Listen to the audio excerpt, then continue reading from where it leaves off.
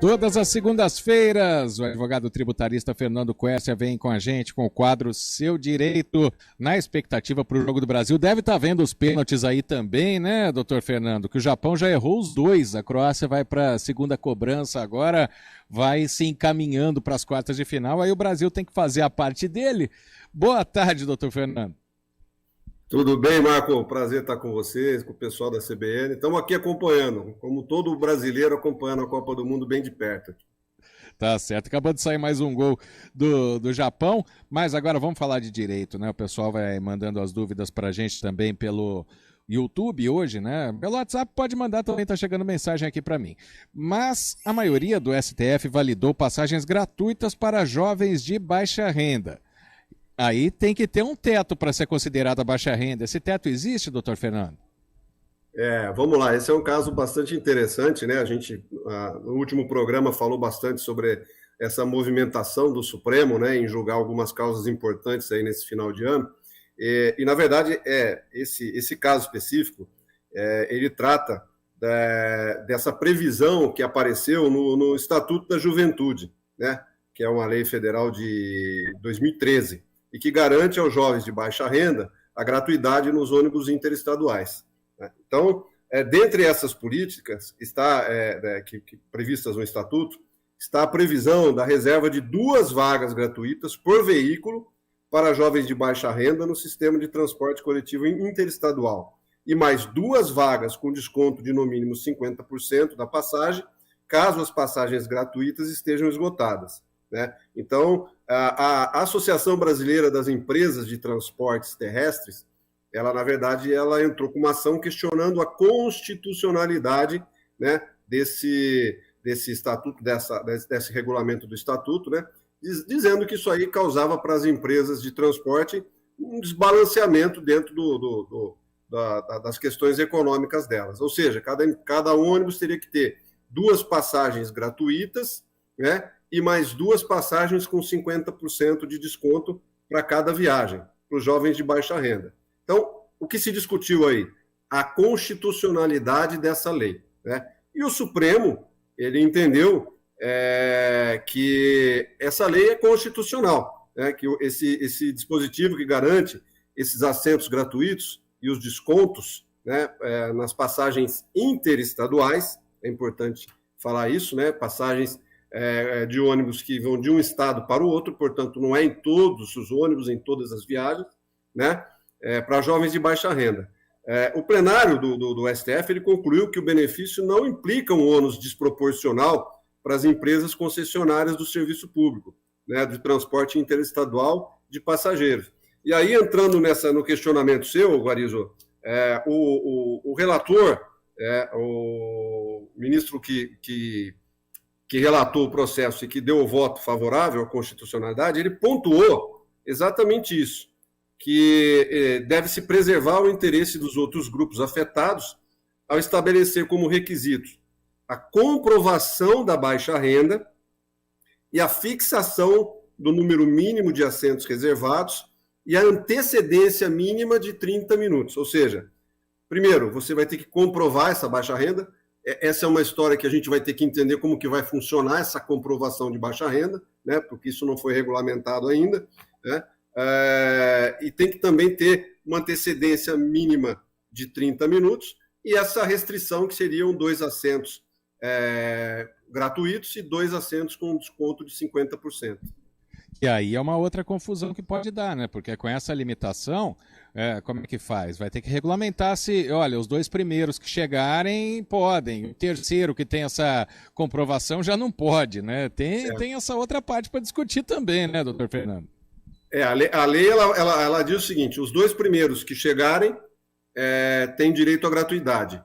Os 2 próximos que chegarem têm direito de um desconto a 50% naquela viagem específica. Né? O quinto? E segundo o ministro do Supremo, isso tem que ocorrer com uma antecedência de 30 minutos e tem que se comprovar a baixa renda, que isso é uma coisa que a gente vai ter que entender como que vai funcionar no dia a dia, né? Qual tipo de comprovação que vai ser exigida. Tá certo. Vamos passar para um outro assunto aqui. Foi bastante polêmico, inclusive, mas acho que não tem outra solução, já que era um local público, né? Mas houve contestação, óbvio, tudo no direito tem contestação, né, doutor Fernando?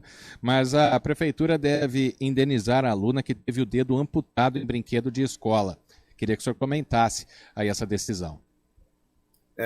Essa é uma decisão, isso aconteceu aqui em Campinas, né? Uma aluna de uma escola pública, ela desceu do escorregador. Quando ela desceu do escorregador, ela prendeu o dedo mindinho do pé esquerdo no brinquedo e o dedo foi amputado, né? Instantaneamente.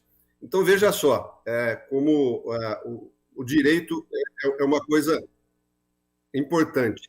Como o direito é uma coisa, como o advogado, principalmente a figura do advogado dentro de direito é importante, né?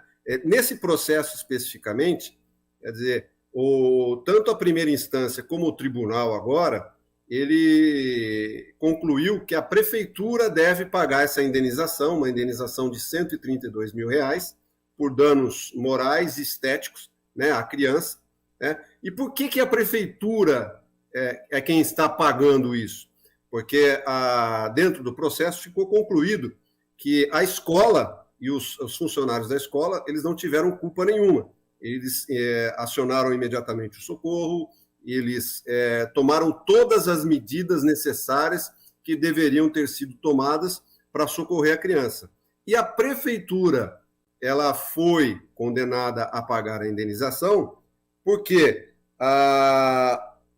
eles concluíram que existia uma deficiência da prefeitura, já que é uma escola pública, na manutenção dos equipamentos da escola, né? Ensejando por si só a responsabilidade do ente público. Então, veja só, se o advogado, na hora que ele vai colocar o processo de indenização, ele, por exemplo, ele tivesse colocado somente a escola, ele provavelmente ele não teria ganho, né? Como ele tomou o cuidado de colocar a escola e também a prefeitura, que deveria ter feito a manutenção nos brinquedos, o tribunal, a primeira instância e o tribunal entenderam que a responsabilidade caberia não à escola, mas à prefeitura, que é quem deveria ter tomado conta e ter feito a manutenção devida nos equipamentos.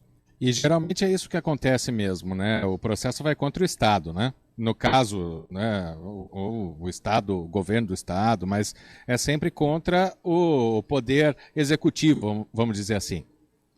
Ele poderia também, caso tivesse havido alguma culpa concorrente da escola ou das pessoas que estão na escola, dos funcionários, dos diretores, eles também poderiam ter sido incluídos e também poderiam ter sido condenados, mas não foi o caso. O caso, na verdade, restringiu-se apenas ao ente público, à prefeitura, que é o poder executivo.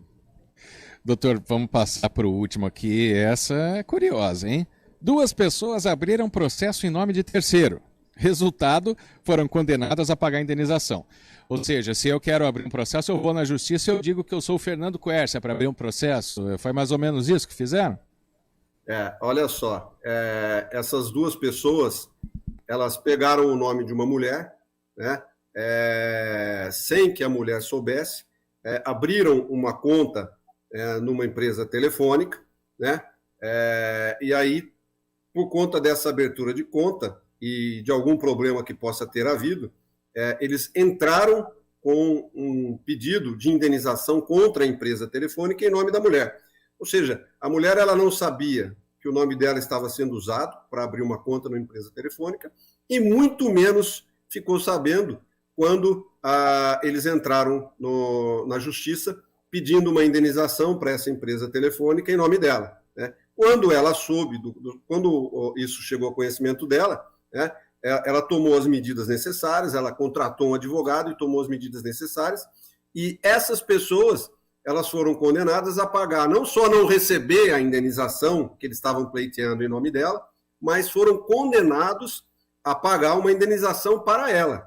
E o mais interessante é que, além dessas 2 pessoas, também a advogada que entrou com a ação, ela também foi incluída no rol dos culpados. Por quê? Porque, segundo o tribunal, ela não tomou as medidas necessárias para saber quem era realmente a cliente dela, em nome de quem que ela estava litigando, né? Então, veja bem, ampliou-se o leque. Além das pessoas que utilizaram indevidamente o nome dessa pessoa, dessa mulher, também a advogada que entrou com a ação foi incluída no rol dos culpados. E todos vão ter que pagar uma indenização a essa mulher por terem usado indevidamente o nome dela, né? Coisas que acontecem no nosso Brasil, no país onde tudo vira briga na justiça, até aquilo que não deveria, né? Exatamente. Doutor Fernando Quercia volta segunda-feira que vem, horário normal, com mais do seu direito. Obrigado pela participação, grande abraço, boa semana. Obrigado, Marco, obrigado a todos e vai Brasil, vamos lá. Palpite, doutor Fernando. 3-1 Brasil. 3-1. Obrigado, grande abraço. Agora 2h50.